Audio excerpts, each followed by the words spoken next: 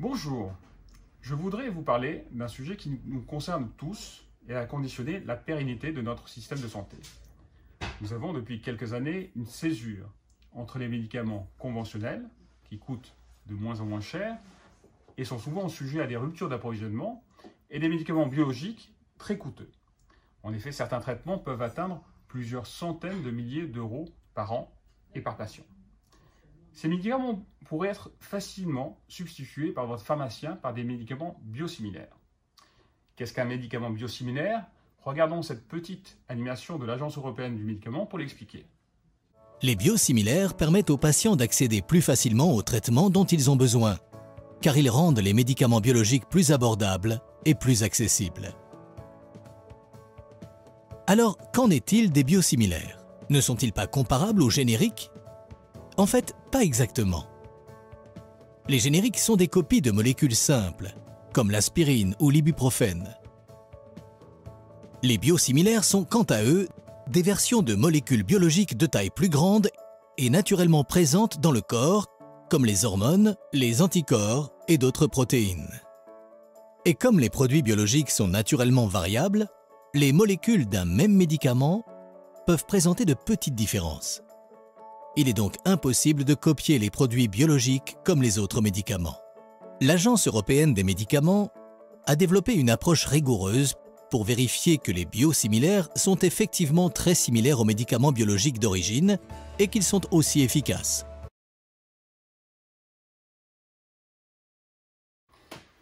Le gouvernement a choisi de continuer à financer l'innovation des médicaments biologiques en baissant massivement le prix des médicaments conventionnels.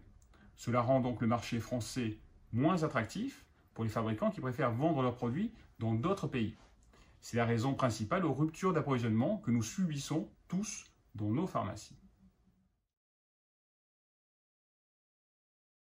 La solution est pourtant simple pour continuer à avoir à la fois accès aux nouveaux traitements et pouvoir vous délivrer vos traitements conventionnels tous les jours dans votre pharmacie. C'est le droit de substitution des médicaments biologiques par votre pharmacien. Nous pourrions faire 600 millions d'euros d'économies par an en substituant ces traitements et répondre ainsi aux besoins d'économie de la sécurité sociale. Celle-ci pourrait alors à la fois payer les innovations dont nous avons besoin et donner un prix plus juste pour les traitements plus anciens, mais indispensables à tous afin de mettre fin aux ruptures d'approvisionnement. C'est donc tout le système de santé qui en bénéficierait, à la fois patients et professionnels de santé, plutôt que certains laboratoires qui sont assis sur une rente qui n'est plus légitime depuis l'expiration de leur brevet. Nous avions inscrit dans la loi, depuis 2014, un droit de substitution, comme pour les génériques, sur les biosimilaires. Sous la pression des industriels qui commercialisent les produits biologiques, cette loi a été abrogée dans le nouveau plan de financement de la sécurité sociale.